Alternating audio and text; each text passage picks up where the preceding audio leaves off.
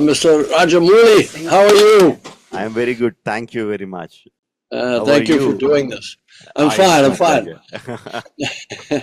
I'm a little tired. We've been bopping all over the world. We went to Los Angeles, Paris, China, and Tokyo, Japan. So, and now I'm back home in New Zealand for 2 days for our New Zealand premiere. You know, you've been on these.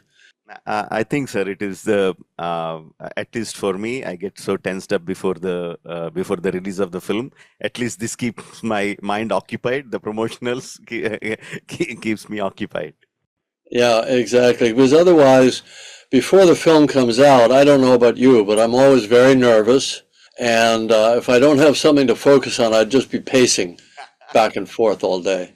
Absolutely the same thing here, sir. Well, I look forward to our dialogue. And once again, thank you for doing this. I know you must be very busy with Varanasi now. Yes, sir. But it's an absolute pleasure. All right. Well, if I can reciprocate, when your new film is coming to market, please keep me in mind. I love to have a dialogue with other filmmakers. I think we need more of that. Thank you, sir. We'll definitely do that. Thank you. Thanks for the offer. First of all, I would like to thank because you made me the first person, or probably the only person amongst 1.45 billion people, Indians, to watch Avatar Fire and Ash. That feels very, very special. Thank you very much for that. It's our pleasure, and thank you once again. Thank you so much for doing this. I think it's important for filmmakers to talk and compare, similarities in their mental creative process and in their technique and so on. I'd love to come to your set. May I come to your set sometime and watch you create your magic? Oh, that would be an absolute pleasure, sir. You're most welcome. And I mean, not just me, not just my unit, my entire film industry will be thrilled. Well, I can't think of anything I'd rather do. So I think you're shooting for a while, right? On the new film on Varanasi. Yes, sir. It's almost a year now, and another 7-8 months to go. Yes, Oh, we are in the middle of the shoot. okay, plenty of time. Well, tell me Yes, when sir. you're doing something fun. I don't know, something with tigers. Yeah, yeah, yeah, definitely, sir. Thank you very much. Okay. Sir, watching Fire and Ash was an absolute pleasure. Well, thank I you. mean, hats off to you for creating those complex sequences, those visuals, those characters.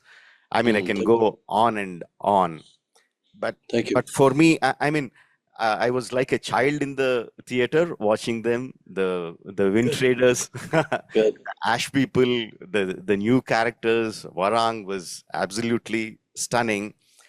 But I Thank thought you. for me, after I come back from the theater, when as it wouldn't leave my mind, your film wouldn't leave my mind. What really got me hooked was Jake's moral dilemma. Hmm. I thought Avatar, the first Avatar had it. It was so strong. Jake's moral dilemma between Yes. the Navi and his own people. I Yes. thought, can he ever beat it in the Right. coming films? Can he ever beat it? But I think in this, it is much more stronger. I mean, if I talk a little bit more about it, probably I'll be a spoiler. I don't want to be that, but We'll dance around the spoilers. I call them teasers. yes, yes. So my question, my actual question is that Avatar has like innumerable subworlds in it. There are so many characters, strong characters, fun characters, complex characters, and I'm sure you have many more characters in your mind than in the film. Correct. So when you have so much of information, so much of playthings around you, which one do you give precedence? The emotional crux or the characters, or can't you separate them? I want to know at the writing table what drives you forward. I think, look, for me, a really critical part of working with the actors to create these interesting and rounded and quirky and unique characters is the writing process. So on these films, I worked with other screenwriters to shape the story. But then I took it and I ran with it myself, and I wanted to individuate each character. Now, some of the characters were new, and some of them were for actors I'd worked with before, like Sam Worthington and Zoe Saldana, because they were in the first film, and Stephen Lang. And I wanted to hear it in the sound of the dialogue that I knew it would sound like coming from them. So and there's a lot of me in each one of the characters, the stern father, the misunderstood son, even the strong women. I don't know, maybe I was female in a number of past lives or something. For some reason, I can relate to that. But I think, the more likely explanation is that I've always been attracted to strong women. My mother was a very strong figure in our family, as is the case with a lot of people. So the writing gives me something useful to help the actors. I always believe it's the director's job. Yes, you're supposed to be the visionary and the architect and all that, but really in the actual moment of creation, it's really, I feel I'm just there to be helpful. What do you need? What helps you? What prompting or what discussion or what creative dialogue helps the actor in that moment? And every actor, as you know, is different. So you have to key in to their different creative processes. But it gives me a way to be useful to them, having written the characters and thought through all of these conflicts and I think of them as collisions. The characters are colliding with each other. Every scene, there's some tension. Maybe they're attracted, but something's keeping them apart. Maybe they hate each other like Jake and Quaritch, but maybe there's something that's pulling them together that has to be resolved. And it's those little discoveries when you go along in the writing process. One of my big discoveries, I love that you focus on Jake's moral dilemma, because that was a critical part for me. And to me, there are even dimensions within that. His dilemma is, I'm a warrior, I'm supposed to defend my people, but if I take them to battle on a big scale, as he knows he can do, he's done it in the past, if he gathers the clans together and if he takes the battle to the enemy, he knows they're technologically superior, they have vast numbers, and many of his people will die. And that's the great dilemma of leadership, right? And Jake has to resolve that for himself. But he also has the dilemma of being a father. He now can't be that young, reckless guy that just jumps onto a creature and tames it, and he's got a family, he's got a responsibility. And he knows if he brings them into battle, his own sons, his own children could die. But yet, and it kills him, it tortures him to not fight. And of course, as an audience, we want to see the gunslinger go out and dig up the guns and go back into town and shoot the bad guy. We know it's a myth that goes back thousands of years, the reluctant warrior, right? So I'm not creating new ground with that, but I thought that somehow juxtaposing him as the reluctant warrior and the father confronting a generational issue with respect to being this legendary figure, I thought that might be an interesting problem. And Sam Worthington, from the first film to the second film, he became a father. He has 3 sons. So it was much more available to him to play the heartbreak of the loss of a child, which they're, coming out of movie 2 into movie 3, they're under this cloud or this shadow of loss. Anyway, thank you for that, because it's one of the things that was my focus as the screenwriter on this. As you were mentioning, 2 of the beautiful conflicts in the film was between Miles and Jake, and also, of course, between Neytiri and Varang. I'll Exactly. come to the first one. In the first film, we were very clear. I clearly hate Miles. But Right. as you slowly started going forward, and especially in Fire and Ash, I want to hate him, but I can't. I want to side with him. I want to love him, but I can't. So I think you took a special affinity towards Miles. It feels like that. The conversations between Jake and Miles were like it happens a couple of times in the films. They were like beautifully written. There was fun. There was a lot of angst going through them, Yes. but the conversations were fun. They were beautiful. But I think you have a special affinity towards Miles. Did you start falling in love with him as you started developing the character? I think I always loved him, but I kept him very simple in the first film. And then I threw some obstacles in his path in the second film because he's sort of essentially reincarnated in a new avatar, if you will. He's taken flesh again, same personality, same mind, but now he's questioning, he has this big identity crisis. Am I still that guy who was human and hated this world and was at war with it? And now I'm in the body of my enemy? And how does he reconcile that?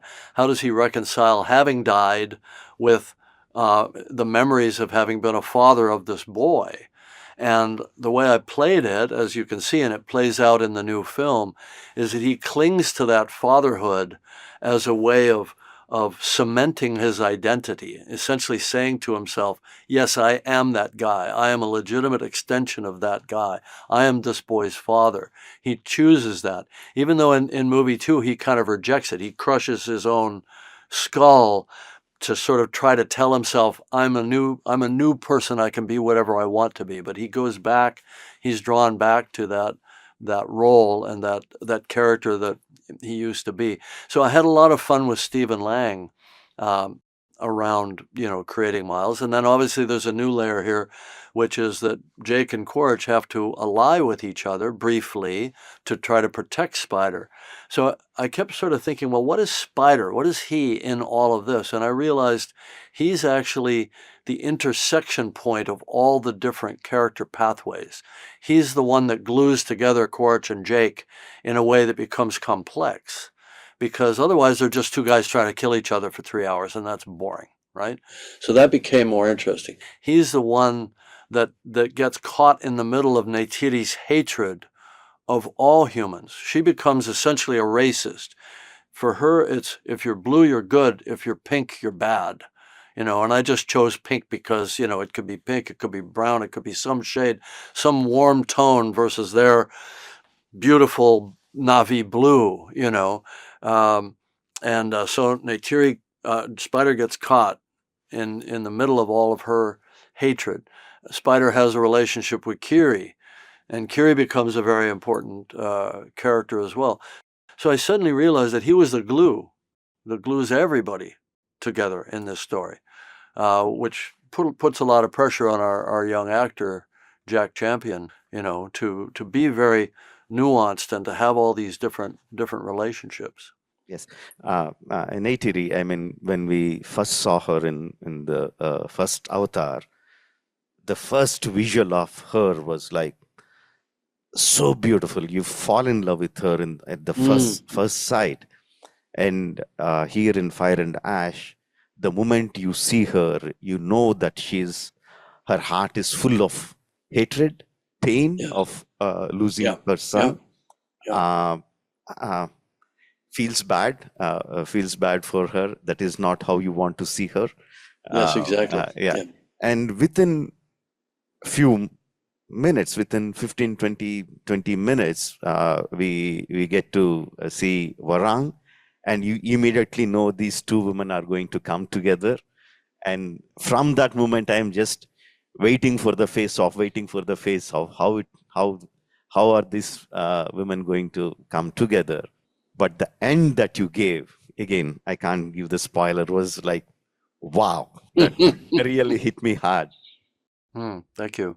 Well, let me share an interesting story with you. So I don't think I'm the best screenwriter in the world, and sometimes it takes me going through the telling of the story with my cast over a period of time to find things that other people would consider obvious in retrospect. So it seems pretty obvious that Neytiri and Varang should meet in battle in the first attack of the Ash people. It wasn't in the script.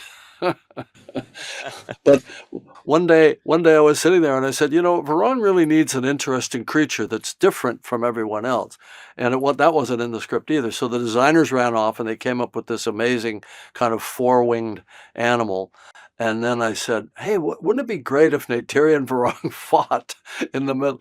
And everybody was like, oh, it's not in the budget. It's not in the script. I'm like, no, but it's going to be great, guys. Neytiri can just fly at her and they can fight like two eagles. And of course it's one of the best action moments in the film. But, to me, what's wonderful about the process is because performance capture is relatively inexpensive compared to live action, most of our cost is in all the finish work, trying to get the CG up to a level of some degree of photoreality. So the performance capture is relatively inexpensive. We just go on for months, finding our way through the story. And so we just made that up.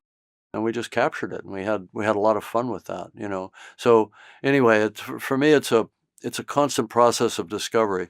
I almost feel by the time I get in, and I don't know if you feel this as well, by the time I'm in post-production or very late in the process, I feel like the film is just telling me what it is. That I may have gone in with strong ideas, but as I get through it, it's like, all right, now the film is telling me what it must be. And I just need to accept it and go with it and try to reinforce that. I almost feel like the way an actor must feel working with a director, which is, okay, you come in with a lot of ideas, a lot of energy, a lot of passion, but at a certain point, you're going to get guided and shaped toward an end goal. I feel like that's happening to me. It's almost like the actor's energy is now coming back to me and telling me what the film is supposed to be. And I think we all grew up with the kind of the Hitchcock myth, right? That everything is perfectly architected, everything is perfectly storyboarded. And man, I would hate to live in that world for years on end. All the work's done up front. That's boring. Yes, absolutely, sir. As we start capturing the sequences, as we start putting them together in the editing table towards the post-production, the initial ideas, many times where we started, seems they are not working. A new shape is coming through, and Yes. it is very difficult for me to either bring the original idea to the form or just give into the new idea. It's a constant struggle for me. I can't make the choices so easily. Yeah. Well, this is where your filter, your very refined filter of sensibility that you've curated within yourself and with your team around you, that's where that comes into play, right? Does this fit or does it not fit? Does it push us further in the direction we're trying to go or not? And I would say that's instinct. As you were talking about VFX, I want to ask this question. Don't get me wrong, I have utmost respect towards the artists. I think they should be paid their worth, their time, their artistry, no doubt about it. But the VFX cost has been like shooting through the roof. I mean, Yes. what costed X dollars just a couple of years back, the same shot, the same complexity, suddenly going through like 4x, 5x. Yes. I mean, you have a big budget, probably you can absorb the cost, but for filmmakers No, like that, I it is mean, like, we do have a big budget, but it's still it's going up. It's becoming unsustainable. and also on the other side, we are seeing the big studios, Rhythm and Hughes and MPC, the big studios are folding because they are not able to take the financial strain. So how do you propose, how do you think or suggest that is there a solution to this problem? How do we go forward with this? I think you're talking about the big existential risk of the current marketplace. You and I make films for theaters. Theater revenues have come down significantly globally due to initially COVID, but that really was just the opening of the door for streaming to start to reprogram people and habituate them to the convenience of taking in all their media in the home. And so we see about a 30 to 35% drop globally in revenues. At the same time, as you say, VFX, all production costs are going up, but VFX are going up on almost a log curve. And a lot of the big vendors are going out of business. They're not able to have a positive margin. So I see this as a huge risk to the kind of fantastic, whether it's science fiction or fantasy or epic or historical films. I'm even thinking like a Titanic. These are the kind of films that it won't be possible for studios to greenlight anymore. And that really worries me. And I don't think there are easy answers. I think we just have to continue to fight to defend that amazing experience in the cinema, because I think the cinema experience is sacred. Streaming's fine. And to the extent that it can provide budgets for writers and actors and all that sort of thing and keep the work going, that's great. We need that. As long as the audience remembers that there's something that happens in a theater that isn't like in the home. And people always talk about the communal experience. I think that's part of it. But I think it's a question of the balance of control. When you're in the home, you have you can pause it, you can stop. You've got a remote, or if you're consuming it on a smaller device, you can pause it. So you don't have that unbroken chain of experience coming in through your senses, right? And I think it's that thing of, if you want to have that sense of transport, that sense of wonder, going to another place, inhabiting other people, because that's really what we do in the theater. We inhabit other people through these wonderful actors, through these performances, because our minds are programmed with, some kind of mirror neuron neurobiology that says, I'm going to feel what you feel. If I see you emoting, I'm going to feel what you feel. So the depth of that feeling, I believe, is much greater in a cinema than it is in the home. And we have to defend that. And we could get into the details of the business, and maybe generative AI may play a role in bringing costs down and so on. But the important thing, I think, is for us as a civilization, is to keep that flame of cinema, of this incredible art form, keep it alive. Yeah, I see a common connection in Pandora. When once we enter into the cinema, I think all of us get interconnected. All the audience get interconnected with each other. Not physically, but all of us are in the same emotional plane or something, like we get connected. Coming to that point, I don't know whether if you remember, Avatar had the single most biggest collection from my city, Hyderabad, IMAX, Prasad's IMAX. The Avatar ran for 1 year. Wow, that's great. At the IMAX record. At the IMAX in Hyderabad. Yes, IMAX in Hyderabad. It's no longer IMAX. That's a different issue. But at that time it was. So you were talking about the cinematic experience. I'm coming to that problem. So the big ticket films like Avatar or all the big entertainers are still finding the footfalls for the audience into the theaters. Yes. In the big screens, but the big screens form a very small percentage of the overall theaters. And yourself mentioned the footfalls are coming down. So what do you think that should be done to increase the audience interest in coming to the theaters and watch the films? Is it the sole responsibility of the content makers to create such a content, or is there something that can be done in the exhibition sector itself? Can be something radically be done with the theaters that the audience find it interesting to come to the theater to watch the films? I think, and I'm going to propose a small partial solution. I think in terms of the quote unquote content creators, you and I mean, we pour our heart and soul into these massive films and we employ thousands of people. I don't know what we could do more than what we already do, frankly. I think we should look at maybe reducing the barrier to entry to young people coming in as filmmakers with VFX. Maybe generative AI can help with that, maybe some other solutions.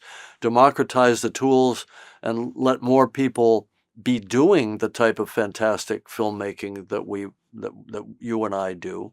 I think that's part of it. But the partial solution that I would offer is, in the home or on any device anywhere, streaming is a 2D medium, whereas theaters can be a stereoscopic 3D medium. And everybody sort of feels like, well, that had its day and then it faded down, and there are a few exceptions that come along from time to time. But it really wasn't done properly when it was at its apex. And it was held back by two things. One, the studios made a conscious decision to assert control by doing conversion in post-production versus shooting natively, and that limited the quality of the 3D itself on the screen. And secondly, the exhibitors have never properly stepped up in putting in the new projection technologies that allow the image to be bright enough in the theater. If you solve those two problems, then everything could look like Avatar. I mean, maybe not in terms of the world building, but in terms of the image clarity and quality. And that's something that you can't have in the home.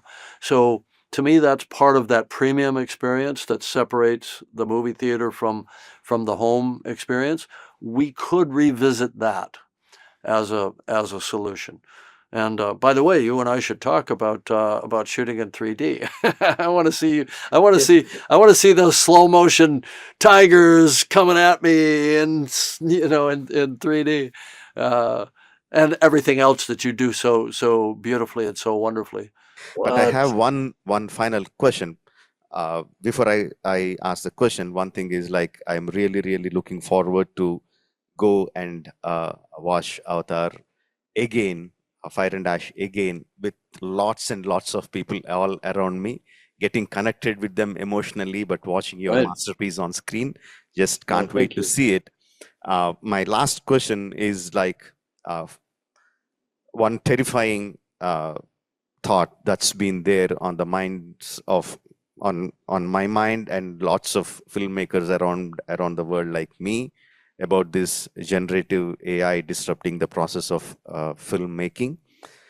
So do you think, are we in the near future or far future or whatever future, are we at a place where the visuals can be created the exactly way that you envisioned on paper by using the text prompts or image prompts? And if it happens, what happens to the creative artists? What happens to the content creators like us? So I want your thoughts on that. I need to be very clear in my wording around generative AI. We've never used it on the Avatar films. Our process is a very linear process. It starts with writing, it goes through acting, and then we take those captured performances and then we build on them. We don't change the performance at all, but we just build the world around it, and we do all the lighting and the cinematography as a kind of a downstream process. So it's a bit of a strange process, but it's effective in creating these characters and these stories. I believe that generative AI is very dangerous if it eliminates that sacred process of working with and through the actors to tell stories, because I find that to be a feedback process that's very positive for me and for the film. And I would say to young filmmakers that are drawn to these inexpensive tools that allow them to get their thoughts, their imagination into an image very quickly, I would say stop. Spend time with actors. Some of them don't even think about acting. They don't, I mean, there are young filmmakers coming up that they don't even know any actors. They think they can bypass that step. This is very dangerous, and I don't want to see those movies. And the reason I say that is because generative AI is trained on everything that's ever been done, but it can't be trained on that which hasn't been done, right? So you could go give a text prompt to a Gen AI model and say, show me something that looks like Avatar. It can do that. It couldn't do that before 2009, had it existed then. So what else is coming out of people's imaginations, out of their dreams, out of their imaginative process that it will not have been trained on? So that's one thing. And the other thing is, if you take everything that's ever been done and you put it into a blender and you turn it into a sludge, then you're always only going to get the average. You're not going to get the individual lived experience of an individual actor or an individual screenwriter or director, right? So you'll never get the unique, the strange, the quirky, the dysfunctional, whatever it is, that particular tiny lens that creates something totally unique. So it's limiting. So what you're going to get is the equivalent of network procedural cop shows and medical shows and all that sort of thing. And we've learned to accept mediocrity in a lot of our entertainment, but that's not what we go to the movie theater for. So I don't think it can ever actually just create that which you see. But I do think there are tools that can be created within that we can plug into our existing VFX workflow to deal with the problem that you've mentioned, which is because it's about human labor, right? I mean, the reason the costs are going up is because the cost of living has gone up, and all of these artists that are working with these tools, I think 90% of the cost of a VFX shot is labor, right? So I'm not saying we lose people. I'm saying we speed them up, make them more efficient, get the result of their labor more quickly, and then move on to the next thing. Because I see it being an endless need to create these imaginative worlds, an endless need for VFX. So if we can just do it quicker, we can bring the cost of these films down. And by the way, I would love to make an Avatar movie in 2 years instead of 4 years, because I'm running out of 4-year chunks at the age of 71, right? Yeah, thank you, sir. That's those words are very comforting, to say the least. And all the best with Fire and Ash. I know it's going to erupt in the theaters across the world. All the best to you. And like I said, can't wait to watch it in the theaters. Okay, thank you. This has been fantastic. Thank you so much. I really, really have enjoyed our dialogue. Thank you, sir. Thank you very much. And I'm going to hold you to. I'm going to come to your set. Yeah, yes. You can give me a camera. I like to operate. I can get some shots for you. Some second unit, maybe. You're just putting me on the moon. But I'll take that, and somehow I'll hold you on to that, and I'll bring you to Hyderabad. I'll bring you to my sets. Can't wait for that. Okay, fantastic. All right, thank you.